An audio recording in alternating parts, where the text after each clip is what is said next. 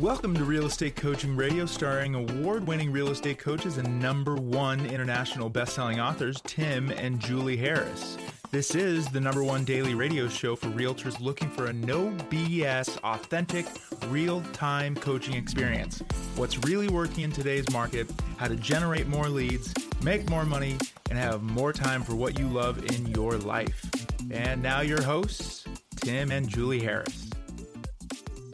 Welcome back. You're going to love today's podcast. We are focused on real estate agent expired listing mastery, and this is going to be your opportunity to learn all about expired listings and why, despite the fact that there feels like there's nothing for sale, that there actually is a huge opportunity with expired listings. And we're going to be giving you an overview of what you need to know to take advantage of the expired listing opportunity that's always there in the marketplace. You just need to know where to look. But before I do, Julie, we've been receiving a lot of requests from folks that are interested in learning how to become real estate coaches. Mm-hmm. We always do, you know, but when we talk about our real estate coaches on the podcast, they're always saying, how do I become a real estate coach, mm-hmm. right?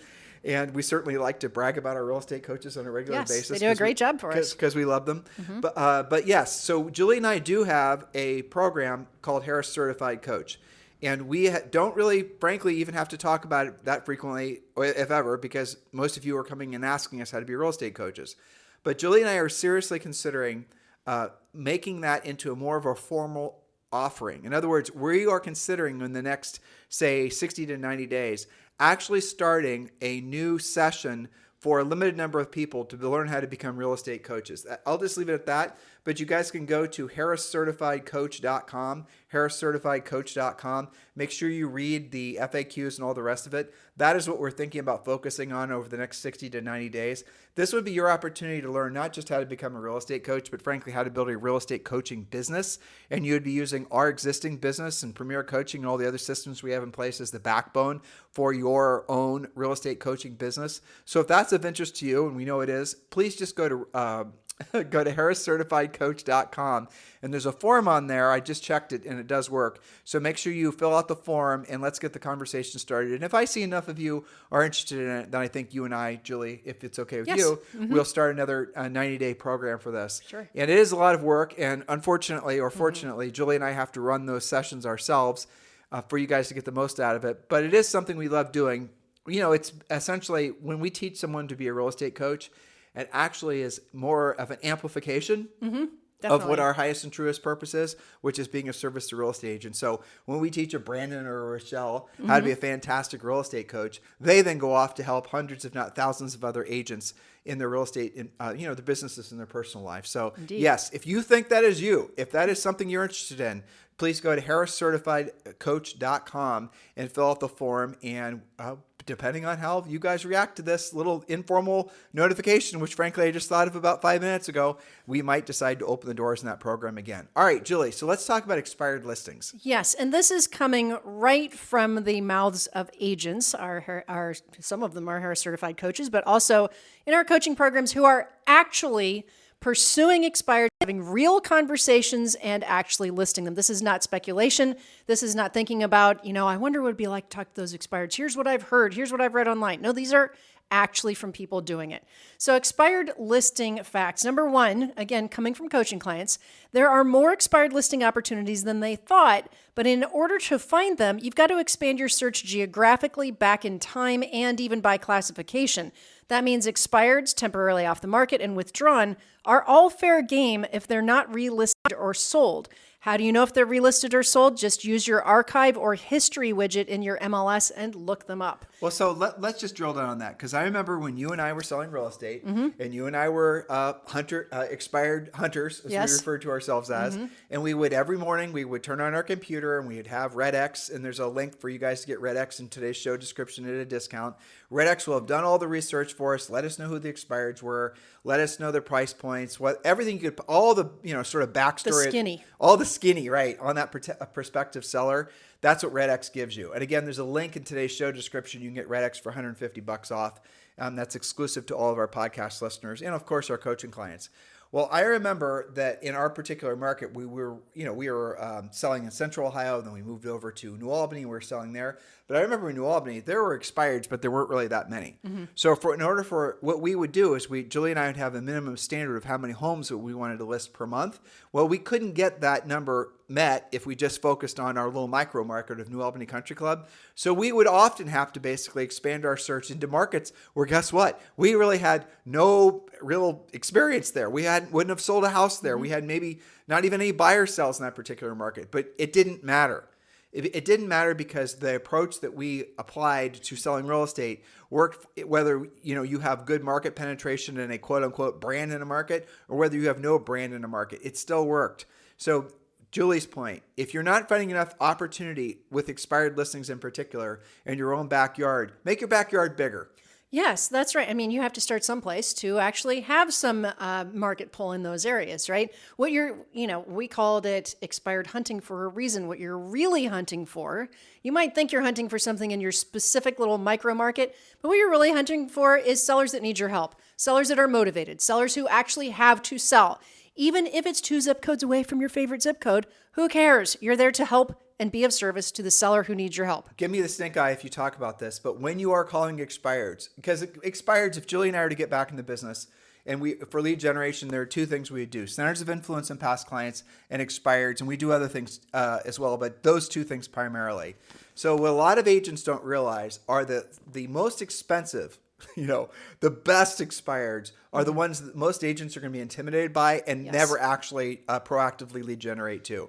So when you're getting your list of new expireds in your marketplace, some of you, again, are going to make the mistake of just looking for ones that you're most familiar with in your tiny little micro, MLS area search code. Search citywide and then look for the most expensive ones first and start calling those first. Because what you'll often discover is some sellers in like the lower end price ranges where there's it's an expired in a very urbanly or suburbanly dense area where there's a lot of agents. Those expireds are probably receiving a lot of different forms of solicitation, direct mail, frankly, probably not very many phone calls because agents don't know really how to do that anymore. But then on the upper end, they receive nothing. In the upper end, we've had coaching clients who are brand new agents who didn't ever they weren't even from the upper end real estate world, right? But they started going after the expireds. When Julie and I went from a marketplace that was normal meat and potatoes Central Ohio, and we decided that, hey, guess what? Our skill set transfers to a price point which is 5x what we're used to selling. Yeah, we'll take that. And what would we do? We went out and we hunted expireds, and we were living a good 30 to 40 minutes away from this new market that we wanted to be focused on, but we were going after the expireds. And we're going after the expireds, and this is a cool thing about a market like this, that failed to sell with the previous dominant, top dog agents. And sometimes they'd been listed, like most markets have a dominant agent and then like a 1 and a 2 dominant agent. There's Bob. He lists everything. Bob's king of the market. And then there's Betty. So usually most of the listings go between Bob or Betty, or you guys get the point. I'm just trying to make a point so expand your thinking. But what you'll see is in a market like what we're in, that you'll see expireds that have expired with Bob. They expired with Betty. They may have expired with somebody else you've never heard of. So in other words, those sellers have essentially burned the bridges of all the go-to agents in that marketplace, which opens up the opportunity for you. That is exactly what we experienced when we were leaning into New Albany, and it completely and totally worked. You guys can do the exact same thing. Yes, and guess what? Those sellers want the exact same thing as the less expensive ones do. It's the same script. It's the same exception. Just the sale price is higher. The commission is higher, but the actual system is the same. Well, and I would say some of the upper end sellers that we came across were actually easier to work with than some of the ones that it was their first or second time. The market had beaten them down. Right. And honestly. And they also had maybe this was their 3rd or 4th house that they've sold. So they kind of know the plan a little bit better. There's a lot of advantages. We're going to talk about that in a second. So point number 2, again, right from coaching clients that work expireds, they report that expireds are actually nicer to speak with and much more open to discussion than most agents believe. No seller ever thought their home wouldn't sell when they put it on the market, especially coming out of the very hot seller's market that most of you have experienced. A few will hang up, but most will talk to you, and it's your job to solve their problem if they still have to sell. You got to think about what it feels like to be a seller, to Julie's point, coming out of a hot seller's market and your listing didn't sell. It's not, you think, dear agent, that it's an analytical, not an emotionalist type thing. It's not. If you have a house, if your home is for sale and your personal home did not sell, and how do you feel? You feel rejected. Something was wrong. What's wrong with my house? What's wrong with Exactly. me? Right. I don't know where to go. These are all the sort of thoughts that run through somebody's mind. Yeah. So they're actually vulnerable. They're actually scared. Maybe they're actually looking down the barrel of a financial problem that's even getting worse because the property didn't sell. A lot of that going on in some markets. Maybe it's not it's a self-imposed one. They're moving up to another house for sale, or they want to move across the country or whatever. But the moral of the story is when you come across a seller, an expired seller in particular, approach them with the idea that they're probably, feeling a little rejected, and they're going to really appreciate somebody calling and giving them some useful advice. And I'll give you guys a great script. Remember, I told you this. This is a Tim and Julie copywritten script, but you can borrow it. Mr. Seller, sometimes the best homes don't sell, and it's not for the reasons that you've probably been told. That's it. Go. That's the script. Now they're intrigued. Now they want to hear you. Now they want to have a conversation, which brings to number 3. I hear this from our coaching clients that do well on these conversations all the time. Having lots of energy and enthusiasm helps keep them on the phone for the first couple of minutes. When you do that, you can then use the script and have a real conversation where you find out what went wrong and if you're the right agent to help them get not just back on the market, but to get it sold this time. So, Mr. Seller, had this property sold, where were you going next? That's like the 4th question. And you should take a scripted-based approach when talking with people. Don't just knock on the door or call them or having any kind of interaction with them where you're going to wing it. Because you will lose, because they will know you're winging it. And when they come across somebody who is professional, you will look like a hack. So do take a professional approach. And really, at the end of the day, when you find out an expired listing, what do we know? They're willing to hire an agent. They're willing to pay a commission. Frankly, the market's tested their price, condition, location, and something was wrong. They're open to finding out what that is. Right. And we also know that they probably already listed with their go-to center of influence past client, the local Bob. They probably would have chosen over you if you didn't know them, and they've already tried that person out, so now you have less competition. And chances are they have to sell, and they're more motivated now than when they originally put the house for sale. Yes. Those are the listings that you want. And the ones that hang up are the ones that probably have given up or weren't that motivated in the first place. And that's fine. That's great. They're self-pre-qualifying. Don't beat yourself up when that happens. Okay, so top complaints that expired sellers have about their previous agents. Again, these comments are all reported by our coaching clients who are actively talking to them. Number 1, I would say, is 100% symptomatic of a hot seller's market. They took the listing, their previous agent that it expired on, and put it in the MLS, but did virtually nothing else. Because they thought it was going to sell itself it had for, their entire why bother? Their entire career. I've even heard, the agent didn't even bother to put a sign in the yard. Or no pictures. No pictures, or terrible pictures. Okay, so point number 2, they didn't hold any open houses. The agent said that open houses don't work. Well, open houses don't work if you don't work them correctly. Refer to our epic amount of podcasts on how to monetize your open houses. Well, the truth is that they didn't want to work on Sunday because they'd rather play golf. So they said to the seller that open houses don't work. Right. Sellers don't like that. That's one of the conversational battles that typically you'll lose. Unless a seller flat out says, I 100% don't want an open house, they're probably going to want an open house. So it's a good way to win, and they do work when you do them right. Well, open houses, if you really think about it in context, you are putting your name, if you do your open house signs correctly and follow our system, all over a neighborhood. So you are getting free mini billboards all over a neighborhood. Yes. And then you are able to basically, be in a neighborhood where you can meet and greet potential real estate prospects, a lot of which are the neighbors who also maybe are thinking about putting their houses for sale. It is really shocking. If there was a business, you and I joke, if pharmaceutical companies could take out many billboards and put them in people's yards, that would be like $1 trillion a year business. Totally. Can you imagine? I mean, what's the yard space? What's a 3 by 3 foot sign in the front of a nice house advertising Viagra worth to Pfizer? Right. I mean, it's not nothing. Not nothing, especially legally placed and bright colors with the phone number on it. Yeah, and you guys get to do all that for free. There's only at the end of the day, The best marketing ever is a sold sign for sure, but the best way to get a sold sign is to get a for sale sign with your name on it and then get it sold through doing open houses, and then you get more listings. And neighbors, especially expireds, are paying attention to all the things that all the other agents are doing. This is the reason Julie's energy and enthusiasm point is very true. If you're proactive, if you're furiously fast in your lead follow-up, you have energy and enthusiasm, you will absolutely dominate the market no matter how old you are, how much experience you do or don't have, because that's what everyone's attracted to. When Julie and I sold 103 homes in our first full year selling real estate, we did not do it because we had an abundance of skill. Little known fact. Yeah. It was because of mostly nervous energy and enthusiasm. Yeah, but that's half the battle, though. We were going in listing appointments, competing with the agents who have been in the business forever, who probably were complacent, didn't even bother to have a listing presentation, and we would take listings away from them. The listings that Julie and I took our first year in the business were coming from, or would have gone to the established, contingency of agents in that marketplace, the ones that have been there forever, but they went to us. Why? Again, it's not like we couldn't say, well, we've sold all these houses and look at our decades long of experience. We had no experience. It wasn't because they knew us from golfing. Right. We had energy and enthusiasm, and they saw that we had hustle. Those things. I specifically remember the first time a seller said that, and it was one of our very early listing appointments. They said, we chose you guys because you were the only agent who had any enthusiasm about the actual sale of our house. We got listings because we asked for the listing. And because you asked for business. We didn't have a listing presentation, but we asked for the listing. We were figuring all this out in our first year selling real estate.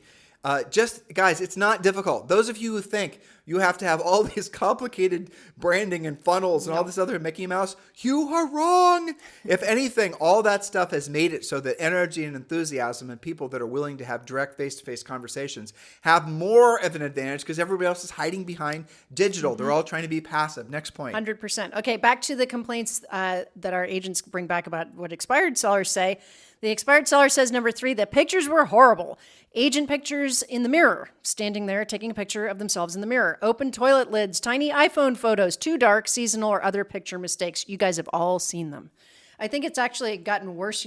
For a while, you didn't have to have pictures. Now, out of an act of desperation, some of them are terrible. Okay, number 4, the seller was away from the home and came back to roaches in the foyer. That was from a couple weeks ago, a coaching call. No one was actually checking on a vacant home. Other reports of green pools, weeds in the landscaping, or other neglect. This is especially prevalent in second home markets, but could happen to any vacant listing. Easy mistake to remedy. Actually go by your listings. There's a lot of hype that's happening around the idea that there's going to be a lot of VRBOs that are going to come for sale. Yes. It's possible that that's true. I don't think it doesn't make sense that there's going to be any kind of meaningful price correction with VRBOs because, again, if they've owned them for 2 or 3 years, they're sitting on a mountain of equity, and a lot of them have long-term fixed-rate mortgages. But that said, there will be a lot of sellers of prospective VRBO kingpins that are going to give up on it because the rents might not be in their particular market increasing, and their property taxes are increasing, so it's not cash flowing like they thought it would. And a lot of those guys are going to be putting their properties for sale. So Julie's previous point is right in alignment with those types. When you're talking with an expired seller and they're an absentee owner, frankly, they're going to expect you to have some level of management of the property for them for nothing other than the sake of preparing the house for sale. Be ready for that. Have those conversations in place. At least make sure that you're checking on the property on a regular basis and tell them that you are, because even if they don't bring up the fact that they feel like their previous listing agent abandoned the property as soon as the listing contract was signed, if you just bring up the fact that you make it a point of checking on all your properties, not just when you're showing the properties to your prospective buyers, but as due course of you doing business, they're going to appreciate that. Think out of the box. It's an easy way to shine. Okay, number 5, zero communication from the listing agent. The seller says they never knew what was happening, no showing feedback, why showings were slow, etc. Terrible communication. By the way, we did a podcast about a 12-week seller communication plan. I would say, honestly, Julie, if that's the only point that they get, that's the most important point. Yeah. We, in our listing presentation, in our pre-listing pack, we have the seller communication guarantee. Existing Premier Coaching clients, make sure you listen to the audio and how to present that, because poor communication is the number one complaint that everyone has from, when surveyed by NAR post-closing of their buyer-seller transaction. Agents are terrible at communication. If you want to, again, have an unfair advantage in the marketplace, overly communicate. You cannot communicate with them too much. And if you happen to overly communicate with them to the point where they don't want you to communicate with them that much, well, you've won. Let us know. You did a good job. You get a special prize. That's right. Related to that, the communication thing is complaint number 6. The only communication that they had with their agent was to ask for a price reduction. Sellers don't like you only doing that. You have to do some things to support getting them the original price before you go after a price reduction. It's all about setting the expectations when you take the listing. It's all about your system. It's all about the process. And it removes all the fear and loathing. I mean, we called it the call before the call. There was ways to set it up. So Mr. Seller, in the next 10 days is a very important time while we have your home for sale. We've had the house listed now for 2 weeks. We've had 14 showings. We've had no offers on the property. So over the next 2 weekends, Mr. Seller, if we don't have a written verified offer on your property, we need to discuss repositioning the house on the market so that correctly reflects the market's expectations or the buyer's expectations. You have a conversation like that with the seller prior to asking them for a price change. Why? Because if you just hit them out of the blue with asking them to reposition the house on the market, never say lower the price, listeners. If you just hit them out of the blue with, we need to reposition the house in the market, and they weren't anticipating it, their natural emotional reaction will be, F you, buddy.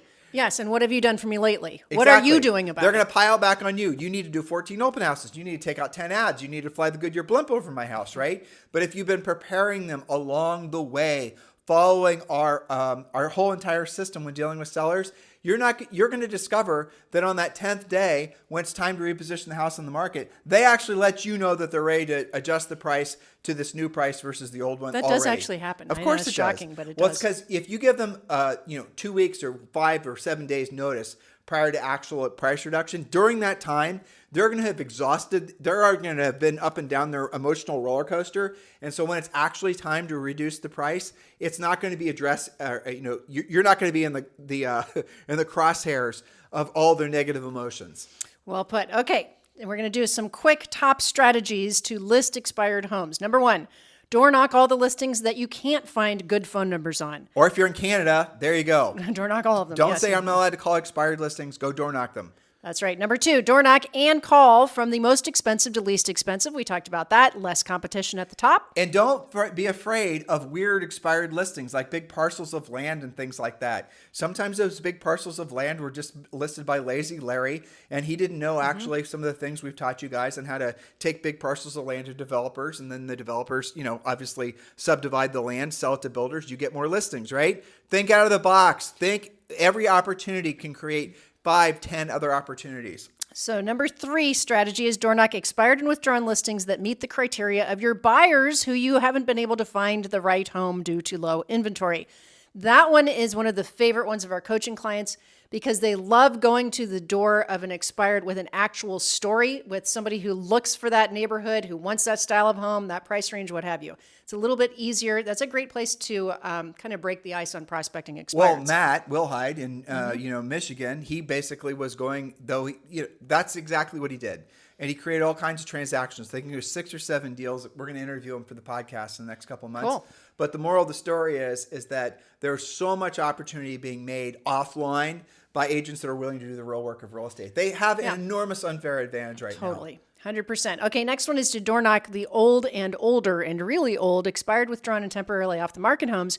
Why? Because you are almost always the only one who is talking to them. Less competition. You've got to relight their flame. If we can get it sold for you this time, what does that do to your plans? And also, guys, we're not even touching on a lot of the fact that some of these expireds, they may have become rentals. They may have become, the sellers may have tried to, frankly, maybe FSBO them.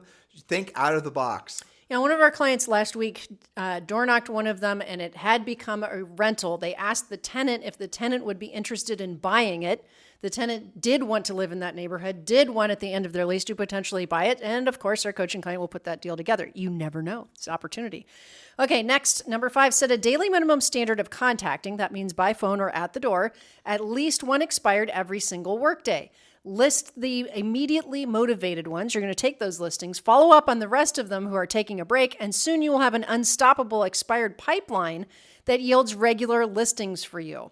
Here's a fact. Converting just one expired per month equals at least $100,000 yearly in commissions based on the average sale price and commission in the country currently. It's even better than that. No referral fees. And it costs you nothing. Right. You don't have to pay for these leads. The leads are free. So your net and gross are equal, aren't they? Exactly. Strangely you enough. You earn 100, you keep 100, unlike many of you who earn 100 and you keep only 25 grand. Yeah. And unfortunately, that is a lot of what's happening in the real estate industry right now, because nobody, other than my lovely wife and I, are doing our best to let you know that you have to learn how to be a proactive lead generator. Guys, look, you can generate your own leads, an endless supply of leads that you don't have to pay referral fees on. We're not against paying referral fees. If you get a really sweet listing lead and there's a referral fee attached, that's a great, that's fine. If all the numbers make sense, then go for it. But what a lot of you have done, if you've never learned how to be proactive lead generators, so all you do is buy buyer leads, and notice how it's getting progressively worse because of this market. Do you notice how the quality of the leads, quality with air quotes of the leads that you guys are buying and hoping and praying actually close? Have you noticed that those are degrading? It's going to get worse. So now is the best time ever for you to become a Premier Coaching client. You love this podcast. This is the #1 listened to daily podcast for real estate professionals in at least the United States.